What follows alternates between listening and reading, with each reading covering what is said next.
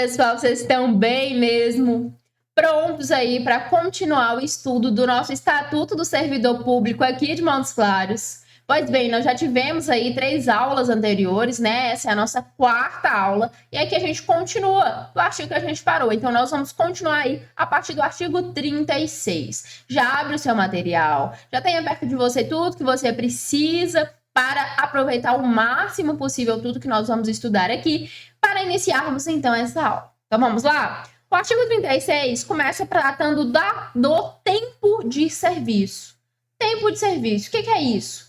Para que serve isso na prática, Isabela? Para muita coisa, né? É através da apuração do teu tempo de serviço que você tem o seu pagamento lá quando conclui um mês de trabalho, que você tem a sua aposentadoria ao concluir o tempo necessário para alcançar. É através do tempo de serviço que você tem o cálculo de trabalho de horas diárias, de horas semanais, de tempo mensal. Então, ela é muito importante na prática, principalmente no que se refere a recebimento, né? É através do cálculo de tempo de serviço que você tem promoções, progressões. Então, é um tema importantíssimo aí na prática, na vida do servidor. E a legislação fala pra gente o seguinte, que a apuração do tempo de serviço será feita em dias. Então, já marque isso aí no seu material. Dias, tá? Se nos perguntar, seria mais fácil que a gente respondesse que a apuração é em meses. Afinal, a gente recebe o salário uma vez por mês, né? Mas não, a legislação nos deixa claro que essa apuração é em dias. E a cada 365 dias se converte em um ano. Então, nós contamos lá 1 dia, 2 dias, 3 dias, até chegar em 365 dias. Chegou nessa marca, aí a gente tem um ano. Aí, reinicia de novo. 1, 2, 3, 4... 365, mais um ano. E assim sucessivamente. Então, apura em dias e a cada 365 dias nós temos um ano de serviço, um ano de trabalho prestado. E aí o parágrafo único da legislação vem e fala para a gente o seguinte, que serão computados os dias de efetivo exercício à vista de documentação própria, especialmente registro de frequência e folha de pagamento. Então, vamos apurar? Como que nós vamos computar esses dias? Vai ter uma forma específica. Pode ser um ponto eletrônico, pode ser um ponto escrito, algo para registrar a frequência desse servidor. E a folha de pagamento vai apurar, vai, digamos, organizar, vai registrar essas folhas de ponto, porque eu disse para vocês no início, o tempo de serviço ela é muito importante na vida prática do servidor, principalmente porque está ligado ao recebimento de pagamento de salário, seja lá no final do mês, seja na hora das promoções, progressões, seja no momento da aposentadoria. Então, tudo está ligado lá ao faz-me rir, ao salário, ao pagamento mensal. Portanto, essa apuração é muito importante. Para fins de prova, lembremos que é contado em dias, que a cada 365 dias se converte em um ano e que há esse registro de frequência necessário para a apuração do tempo de serviço. Combinado? E quando a gente se afasta, a gente deixa de trabalhar, deixa de comparecer lá no local de trabalho, ainda assim pode contar como frequência para nós, enquanto servidores? Se eu faltar lá no serviço, ainda assim pode contar como se eu estivesse lá para esses fins que nós conversamos, de pagamento, de aposentadoria, de promoção, de progressão? Pode. Em casos específicos, descritos aí no artigo 37, existem possibilidades, que estão aí listados, onde mesmo afastado, o servidor é considerado como se estivesse em exercício. Então, o artigo 37 fala, são considerados de efetivo exercício os afastamentos do servidor por motivo de. Então, mesmo afastado, dentro desses motivos que estão listados aí no 37, considera como de efetivo exercício. Então, o servidor ele não vai ter lá descontado o seu salário mensal, ele não vai ter prejuízo no que diz respeito às promoções, progressões, férias e tudo quanto. Mesmo sem estar efetivamente no trabalho, continua recebendo normalmente nessas hipóteses que estão aí listadas no 37. E que hipóteses são essas, Isabela? Vamos lá. Primeiro, férias regulamentares. Todo servidor, na verdade, todo trabalhador, né, dentro da legislação brasileira, tem direito a férias. Então, a cada ano de serviço, você tem ali um período de férias. Via de regra, essas férias aí para os servidores é de 25 dias úteis, né? É claro que isso pode variar de acordo com o cargo ocupado. Independente de qual seja esse período previsto de férias, durante todo esse tempo de férias regulamentares, você não tem nenhum prejuízo salarial, mesmo estando afastado do lugar de trabalho, nas férias ninguém vai trabalhar, né? Você continua recebendo normalmente como se estivesse lá em efetivo exercício. Segunda hipótese, casamento. Pois é, você casou, você fica aí alguns dias afastado também. Quantos dias, Isabela? 8. 8 dias. Casou 8 dias sem precisar ir no trabalho. Para curtir aí, né? Lua de mel. Também em caso de falecimento. E aqui no falecimento nós temos duas previsões diferentes. E aí chamo sua atenção. Fique atento para não fazer confusão no momento da prova. Então, preste atenção. Se a pessoa falecida for o cônjuge ou o companheiro do servidor, companheira, né? Se for o pai, a mãe, se for a madrasta ou o padrasto, se for filhos, enteados ou qualquer outro menor que esteja sob sua guarda ou tutela, nós teremos aí o afastamento de 5 dias. Eu tô falando 8 por causa do casamento. 5 dias, tá? 5 dias aí para ficar de luto, para ficar afastado em caso de morte dessas pessoas que eu acabei de dizer. Cônjuge ou companheiro, companheira, pai, mãe, madrasto, padrasta, que aí equipara pai e mãe, né? Filhos, enteados ou qualquer menor que esteja sob a guarda ou tutela do servidor. 5 dias. E se quem morrer for, vamos lá, deixa eu trocar aqui, for sogro, sogra, genro, nora, irmãos, avós e netos, aí o tempo de afastamento é menor. Brinco com os alunos, que aí você tem menos tempo para chorar. Só 3 dias, tá? Então, a legislação faz essa diferenciação aí a depender desse grau de parentesco. Como que a gente faz para a gente lembrar? Óbvio que não precisa decorar tudo, né? A gente não tem nem como decorar tudo que a legislação fala. Então, como é que a gente faz para lembrar? Aqui, via de regra, são pessoas mais próximas, né? O pai, a mãe, filho, marido, esposa. Então, são pessoas mais próximas. Aqui, a legislação considera que são pessoas mais afastadas. Então, é um genro, uma nora, uma sogra, um sogro. O que eu discordo aqui é irmão, né? Colocou irmão como se fosse afastado.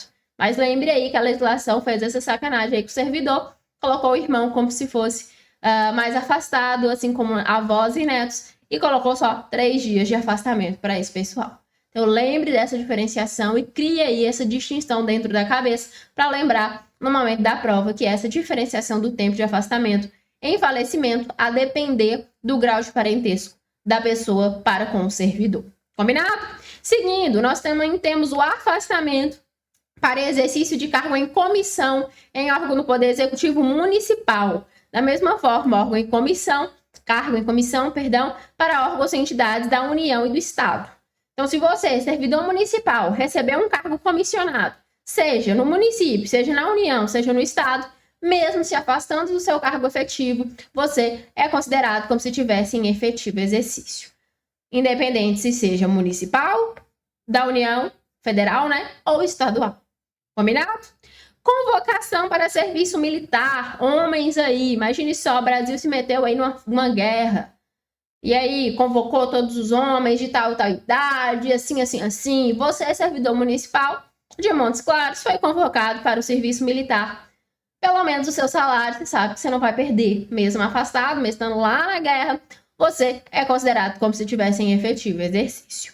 E júri e outros serviços obrigatórios por lei. Foi convocado para ser jurado, para ser mesário ou para participar de algo aí vinculado à prestação de serviço estatal que seja obrigatório, mesmo você não estando em serviço. É claro, né, que, por exemplo, no caso do júri, você vai lá para o tribunal do júri, vai ficar lá 1, 2, 3, 4 dias, quanto tempo durar o júri. Você não vai conseguir trabalhar, obviamente, vai estar afastado, mas é contado como se estiver em efetivo exercício. Não acabou, tem mais. Desempenho de mandato eletivo. Então, se candidatou, ganhou lá para vereador, para deputado, para prefeito, para o que quer que seja, mandato eletivo, seja federal, seja estadual, seja municipal, se afasta do seu serviço efetivo e continua ganhando, recebendo como se estivesse trabalhando normalmente. 10. Licença para servidor acidentado em serviço acometido de doença profissional e também para tratamento de saúde. Aqui a gente pode unir, né, esses dois. É o famoso atestado médico. Tá? De atestado médico, seja por conta de acidente, seja por causa de doença profissional ou qualquer outro tratamento de saúde. Tá lá um atestado, concordam comigo? Tem que estar com atestado médico, fica afastado e conta os dias normalmente, recebe normalmente. A licença gestante, adotante ou em razão de paternidade. Então, aqui a gente está falando da licença maternidade, da licença paternidade. E aí nós lembramos que essa licença maternidade, paternidade, ela acontece para os filhos biológicos, né? E também para filhos adotivos. Então, quando há adoção, também tem a previsão dessa licença. É claro que é um tempo menor, mas independente se são filhos biológicos ou adotivos, tem a licença para a mãe, tem a licença para o pai, e conta como se estivesse trabalhando sem prejuízo salarial. 13. Missão ou estudo de interesse da administração em outros pontos do território nacional ou exterior, quando o afastamento houver sido expressamente autorizado pelo prefeito municipal com ônus dos cofres públicos. Então, imagine você, passou no concurso da prefeitura, começou a trabalhar, se desempenha muito bem, aí a própria prefeitura fala, opa, fulaninho aqui é bom, vamos colocar ele para fazer umas especializações lá nos Estados Unidos, lá na Europa, ou lá em São Paulo, lá no sul do Brasil, ou qualquer outro estado.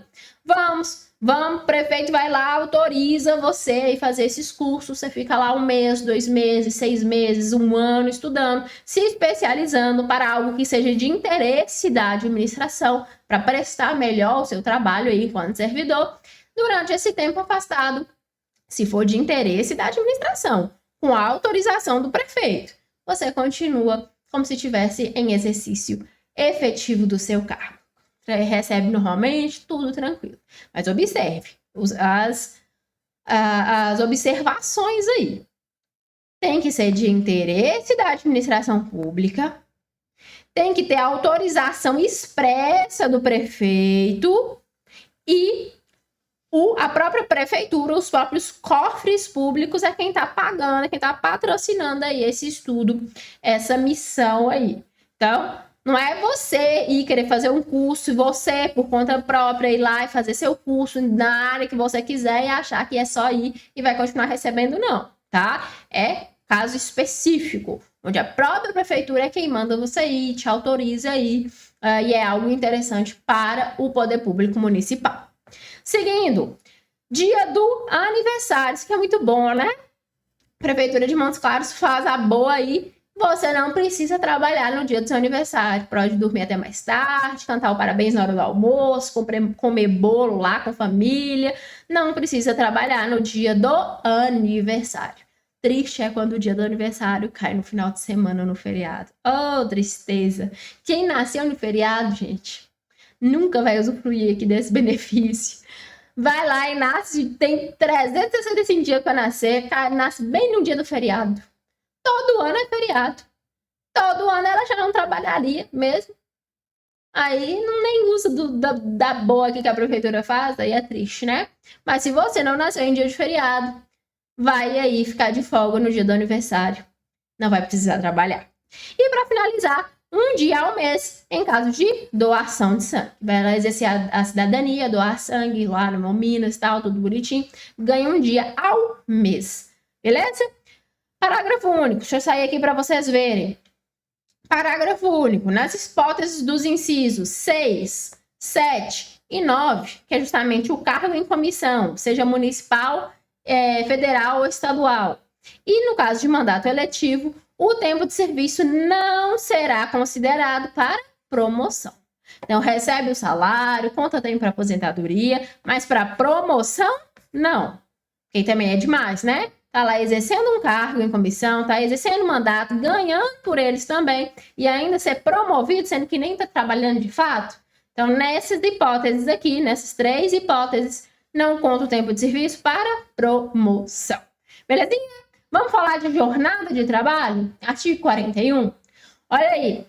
O artigo 41 fala pra gente que a duração do trabalho normal do servidor público, estabelecido em lei ou regulamento, não poderá exceder 8 horas diárias e nem 44 horas semanais. Então, perceba, a legislação ela não coloca um piso, mas apenas um teto. Apenas um teto. Um máximo. No máximo, 8 horas por dia. Não pode ser mais de 8. Pode ser menos, Isabela? Pode. Legislação proíbe ser menos que 8? Não. O que não pode é exceder esse teto. O máximo é 8 horas por dia. 44 horas semanais. Esse é o teto fixado aí para uma duração de trabalho normal. Perceba, pode existir cargos que tenham duração de trabalho diferenciada? Sim. E aí vai ter uma lei e um regulamento próprio para isso. Por exemplo, dentro da prefeitura, pode haver aí turnos, por exemplo, de 12 horas, seguidas por 36 de descanso, que a gente chama de turno 12 por 36. Se houver uma lei ou um regulamento que assim estabeleça, pode acontecer. O normal é que seja de no máximo 8. Mas pode haver situação diferenciada, desde que haja uma lei ou regulamento apropriados. Por exemplo, o guarda municipal pode ter jornada de trabalho diferenciada, visto que trabalha de noite, visto que trabalha final de semana. Questão de saúde, médicos, nas UPAs, né, que funcionam 24 horas por dia. Então, também vai ter essa jornada de trabalho diferenciada, de 12 por 36, ou até outro tipo de jornada que seja diferente do que está previsto aqui no artigo 41. Mas aí tem uma lei, tem um regulamento para tratar disso. Dentro aqui da nossa lei, do que vai ser cobrado na sua prova, jornada de trabalho normal é de no máximo, 8 horas por dia, 44 horas semanais. Posso trabalhar 6? Posso. Posso trabalhar 4? Posso. Quer ver? Parágrafo único. É facultada a redução temporária da jornada de trabalho, com a adequação dos vencimentos e carga horária. Então, pode reduzir aqui esses 8? Pode, desde que tenha também a observação da carga horária. Agora lá, vamos prestar atenção aqui. Quando você abre seu edital lá, tem lá, por exemplo, vagas para médico, não tem? Aí quando você olha a carga horária de médico, dá lá 20 horas semanais. Para trabalhar 20 horas semanais, é 4 horas por dia, né? 5 dias por semana, 4 horas por dia. É menos de 8, não é? E aí, pode? Pode. Não pode ser mais de 8. E aí, esse médico vai ter uma redução salarial? Não. Porque o cargo dele já é de 20 horas. Já está lá estabelecido 20 horas de trabalho semanais, 4 horas por dia, pelo salário X. Pronto, é isso que ele vai receber. Quando é que tem uma redução? Quando o cargo é de 8 horas, por exemplo. Então, tem um cargo X lá que é 8 horas. Está lá fixado na legislação como cargo de trabalho de 8 horas por dia. E aí, para adequar uma necessidade, seja do servidor, seja da administração pública, faça uma redução temporária. Tá necessitando aqui de, durante esse mês, trabalhar menos horas. Olha lá, redução temporária da jornada de trabalho. Então, vamos reduzir temporariamente desse servidor aqui de 8 para 6 horas. E aí, ele vai continuar recebendo o mesmo salário que ele recebia quando ele trabalhava 8? Não, né? Aí faz a adequação do salário. Trabalhando menos horas, vai ganhar menos também. Então, essa redução é pegar um cargo que tem estabelecido uma carga horária e reduzir. Aí reduz o salário. Agora, se aquele cargo já é previsto com aquela carga horária, no caso que a gente usou do médico, por exemplo, que tem a previsão do cargo para 20 horas semanais, 4 horas por dia, já é aquele salário estabelecido na legislação que assim prevê. Combinado? Compreendido? Então, lembre aí, nós temos um máximo de 8 por dia, 44 por semana, mas nós não temos o mínimo. Então, pode sim ter cargos com carga horária inferior ao que está previsto aí no 41. E também é possível reduzir temporariamente a jornada de trabalho do servidor, observada a legislação aplicável, desde que haja adequação do salário também. A apuração dessas horas trabalhadas, como é que se faz? Por folha de ponto, né, gente? Ponto eletrônico, ponto escrito. de acordo com o que for regulamentado pela legislação própria, se apura a hora que chegou, a hora que saiu, logo quantas horas trabalhou ali naquele dia. Combinado? Se no artigo 37 nós falamos as hipóteses onde o servidor, mesmo sem ir trabalhar de fato, continua recebendo, não perde sua remuneração, os chamados afastamentos, né, que nós conversamos, aqui no 44 nós temos justamente o contrário. São as hipóteses, as 3 hipóteses, em que o servidor falta o serviço e perde a remuneração. Aqui ele perde. Então, quando é que o servidor vai perder a sua remuneração? 3 hipóteses aí no 44. Primeiro, o dia que faltar o serviço. Óbvio que essa falta aqui é uma falta injustificada. Ah, eu faltei, mas eu apresentei um atestado médico. Aí você entra lá na hipótese do 37, que fala do afastamento para tratamento de saúde, do acidente de trabalho, da doença profissional, lembra? Se você está com atestado, você está resguardado pelo artigo 37. Agora, faltou sem justificativa nenhuma? Ah, acordou, não quer ir trabalhar hoje não. Desliga o despertador, vira pro lado e dorme. Faltou o serviço. Vai receber por aquele dia? Óbvio que não, né? Então, essa falta aí injustificada faz com que o servidor perca a remuneração equivalente àquele dia ali que ele faltou. Da mesma forma, perde a remuneração também o servidor dentro da fração de tempo de descumprimento de jornada de trabalho. Então, você tem que chegar no serviço 7 horas. Sua jornada de trabalho inicia às 7 horas da manhã. Dá 9 horas, você não chegou ainda. Aí lá para 9 e pouquinho, você chega, bate seu ponto. E aí, essas 2 horas e pouco, você tinha que estar lá e não estava. Vai perder a remuneração equivalente a esse tempo. De atraso, né? Digamos assim. Então, também, no que se refere à fração de tempo de descumprimento de jornada de trabalho, observa ali qual é a sua jornada de trabalho diária e faz esse desconto pelo tempo que você não esteve presente enquanto deveria estar. E terceiro, no dia destinado a repouso semanal, feriado ou dia que não houver expediente, na hipótese de faltas sucessivas ou intercaladas na semana que os anteceder. Olha só, quando a gente fala de repouso semanal, a gente está falando de final de semana. Feriado, né? Aquele dia lá, que mesmo estando no meio da semana, ninguém trabalha. E dia que não houver expediente. Esses dias que não há expediente são chamados pontos facultativos. Então, por exemplo, temos um feriado na quinta, aí emenda a sexta-feira. A sexta não é feriado, mas também não há expediente. Então, geralmente vira ponto facultativo. Então, perde esse dia aí também, quando o servidor tem faltas, sejam sucessivas ou intercaladas dentro da semana. Faltou injustificadamente. Aqui, primeiro inciso. Perde o dia e ainda perde o repouso semanal, o feriado ou o dia de ponto facultativo. Dá uma diferença no final do salário, hein?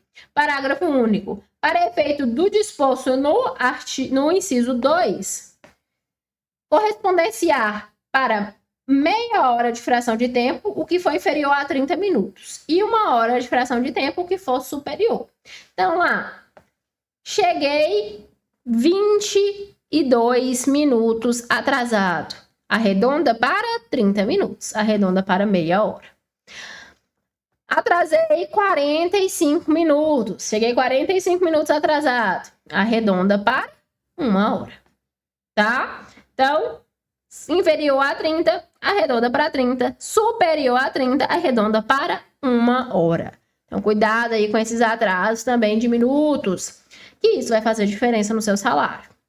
E parágrafo 2º, consideram-se sucessivas as faltas cometidas em sequência e, inclusive, aquelas verificadas na sexta de uma semana e na segunda da semana imediatamente subsequente. Então, você faltou na sexta, emendou, sábado, domingo, já não trabalha, falta na segunda também, considera como falta sucessiva. Tá? Emendou tudo aí. E aí vai lá, ó, descontinho no seu repouso semanal, no seu feriado. Então, quando a gente tá no sábado e no domingo, mesmo sem estar trabalhando, a gente recebe pelo sábado e pelo domingo, né? É o nosso repouso. É o repouso remunerado. Aí você perde a remuneração da sexta que você faltou, do sábado, do domingo e ainda da segunda que você faltou também. Pensa, 4 dias. Você pega seu salário, divide aí pela quantidade de dias que tem no mês, você vai saber quanto você ganha por dia. Aí você desconta aí 4 dias. Faz diferença. Então, cuidado aí com essas faltas. E para fins de prova, lembrem-se dessa diferenciação, dessa perda de remuneração no que se diz respeito ao repouso semanal, feriado ou qualquer outro dia que não é expediente, quando o servidor ele falta de maneira sucessiva ou intercalada dentro da semana. Então, se ele faltou 2 dias, sejam sucessivos, um após o outro, ou intercalados, faltou um depois o outro dentro da mesma semana, já é motivo para ele perder aí o repouso semanal. Cuidado, preste atenção para fim de prova, preste atenção na vida prática, que isso faz toda a diferença. Belezinha? Então vamos lá, para fechar aqui a aula de hoje, vamos falar de vacância. Olha só, nós iniciamos a legislação, nós falamos das formas de provimento do cargo público, lembram? Como é que o cargo público é ocupado? Como que eu faço para ocupar? Me tornar um servidor e ocupar um cargo público. Depois nós falamos das formas de movimentação dentro do cargo público. Beleza? Já entrei, já sou servidor, fui lotado aqui em tal setor, em tal órgão. Eu posso me movimentar dentro da administração pública, ir para outro órgão, ir para outro setor, para outra secretaria. Falamos disso lá na movimentação, lembram? E agora a gente chega para falar da vacância. Mas o que é vacância, Isabel? Vacância é a desocupação. É você deixar o cargo vago, sair daquele cargo. Aí o artigo 45 fala para a gente que a vacância de cargo público decorrerá de 6 formas: exoneração, demissão, promoção, aposentadoria, posse em outro cargo inacumulável e falecimento. E aí a legislação vem falando de todas essas formas, iniciando aí pela exoneração. Fala pra gente que a exoneração de cargo efetivo, olha lá, de cargo efetivo, dar-se-á quando? 3 formas. Primeira, não forem satisfeitas as condições do estágio probatório. Lembra lá do estágio probatório que nós já conversamos? Você entrou no serviço público, começou a trabalhar, 3 anos lá de observação, 3 anos no estágio probatório. Passa lá pelas avaliações, apura lá os fatores, lembra?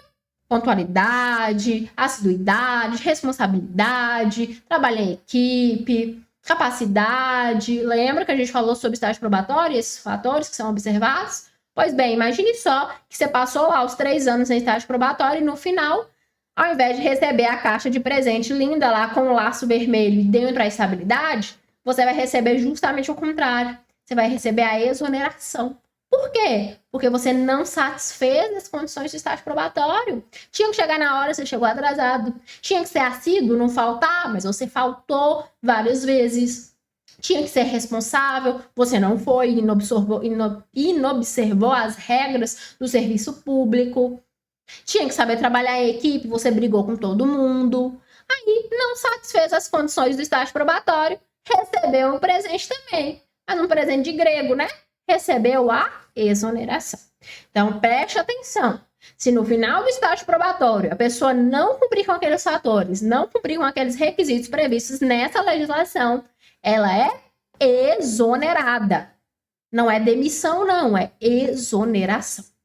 Belezinha? Convidada a se retirar, né? Ô, fulaninho, deu certo pra você aqui não?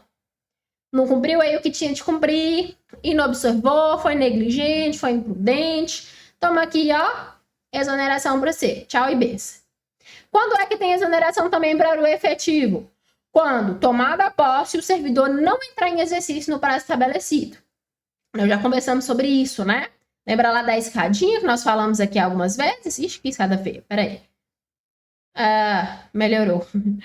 A escadinha que nós conversamos aqui várias vezes nas aulas anteriores. O que é o primeiro degrau? É quando entra, passa no concurso público. Aí só para o segundo degrau, quando é nomeado. Vem o terceiro degrau, quando toma a posse. E o último degrau é quando entra em exercício. Aí começa a trabalhar de fato. Lembra que nós falamos dessa escadinha várias vezes? Então imagine só, daqui do terceiro degrau para o quarto, nós temos lá o prazo fixado na legislação de 10 dias, né?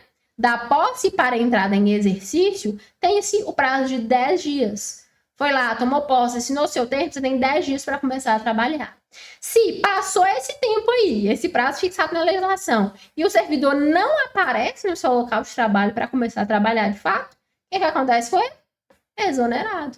Então, no momento que você assinou sua posse, você se tornou um servidor.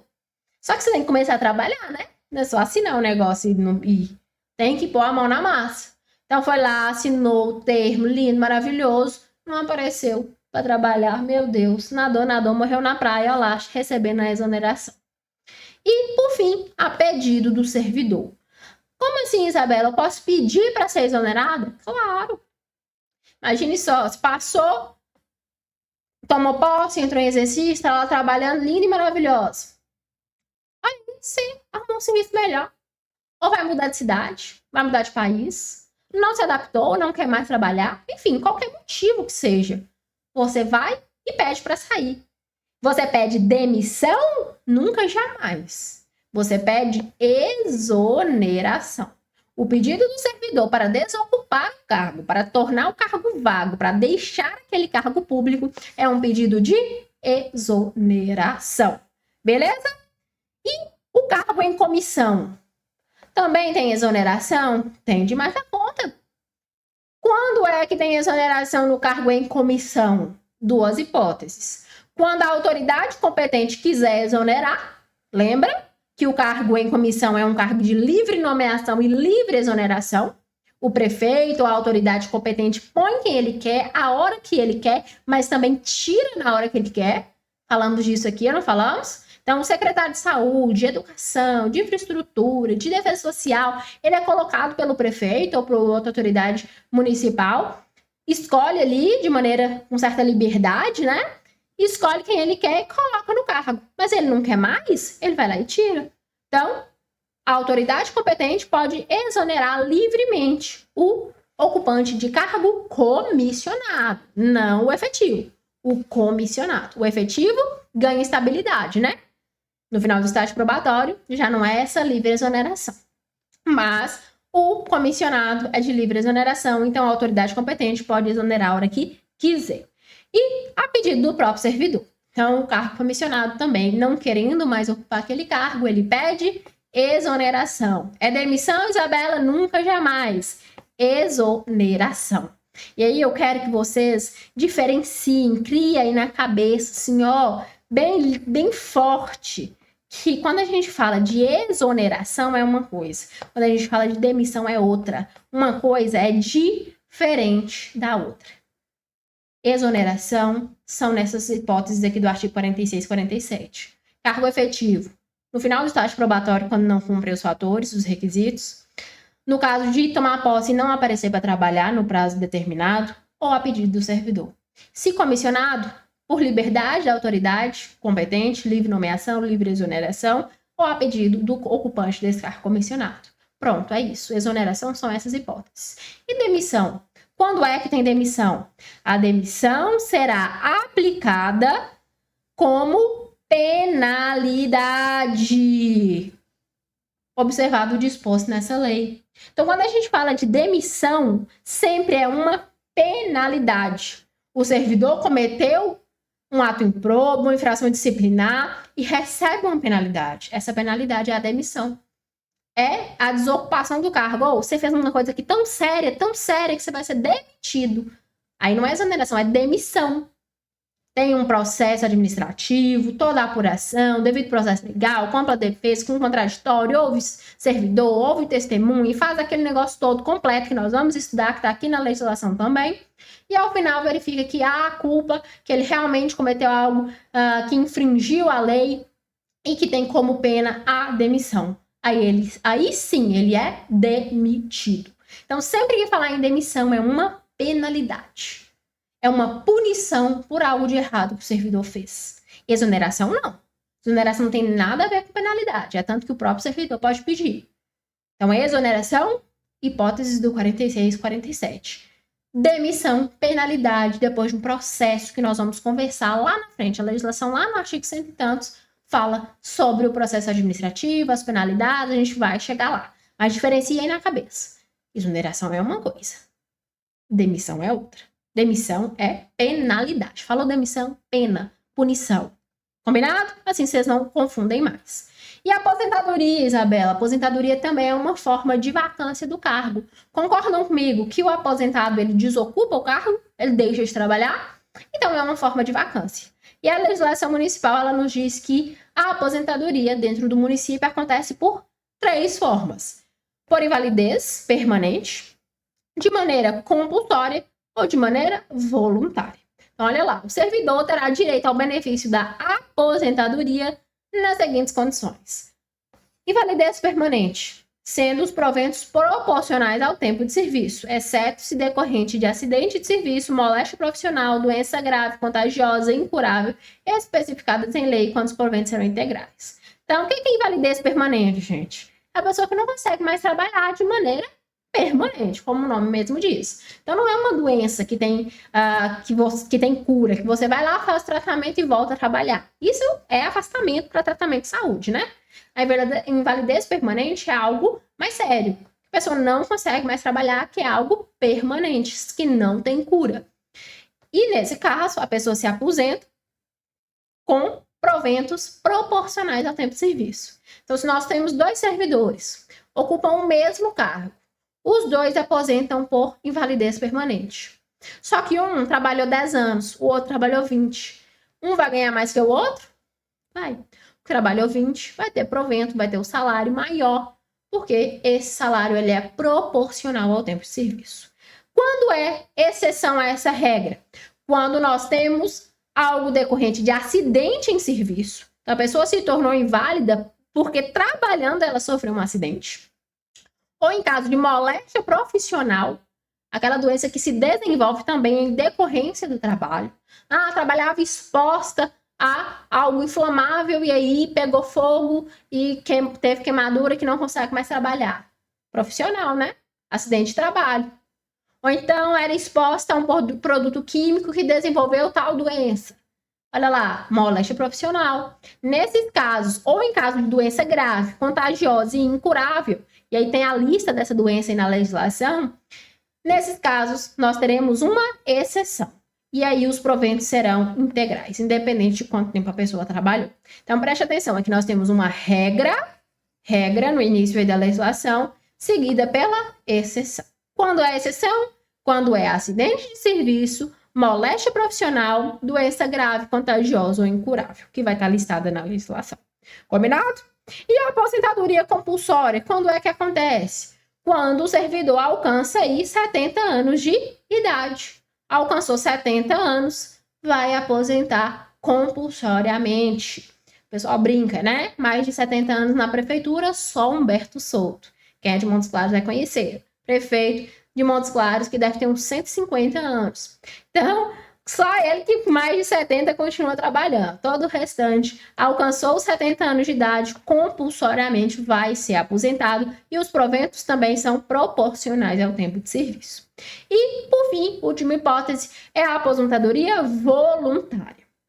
Essa leva em conta a idade do servidor e o tempo de serviço dele. Então, primeiro a gente tem que saber que para aposentar voluntariamente, nós temos aí temos que ter, né, um tempo mínimo de 10 anos de efetivo exercício no serviço público e pelo menos 5 anos no cargo efetivo em que se busca aposentadoria. Então tem que estar 10 anos pelo menos como servidor público e 5 anos, os últimos 5 anos ali antes de aposentar, naquele cargo que você busca a aposentadoria. E aí, algumas regras têm que ser observadas no que diz respeito à idade do servidor. Tem que ter no mínimo 60 anos de idade, com 35 anos de exercício, se for homem. 55 anos de idade, com 30 anos de exercício do cargo, se for mulher. Segunda hipótese, 65 anos de idade se homem, 60 anos de idade se for mulher. Então, aqui, deixa de observar tempo de serviço e observa só a idade. E, por fim, caso específico aí para os cargos de professor, professora, que é os 55 anos de idade mais 30 de exercício, se for professor, se for homem, e 50 anos de idade com 25 anos de exercício se for professora mulher, tá? Esse aqui é específico para o cargo de professor que comprove exclusivamente tempo de exercício nas funções do magistério, na educação infantil, fundamental ou médio.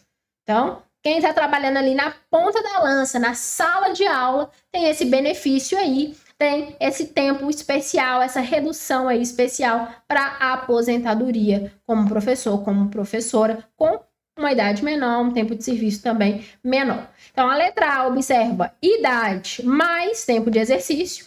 Na letra B aqui, observa somente a idade, observado lá a regra, né, do inciso terceiro. E a letra C é uma aposentadoria especial para professor, para professora que estão lá na ponta da lança, que estão lá em sala de aula, exercendo o magistério, seja na educação infantil, fundamental ou médio. Essas são as hipóteses da aposentadoria voluntária. Assim, nós finalizamos essa aula de hoje, terminando aí a parte da vacância. Voltamos na aula que vem para dar sequência aí nos artigos dessa legislação. Eu te espero na próxima aula.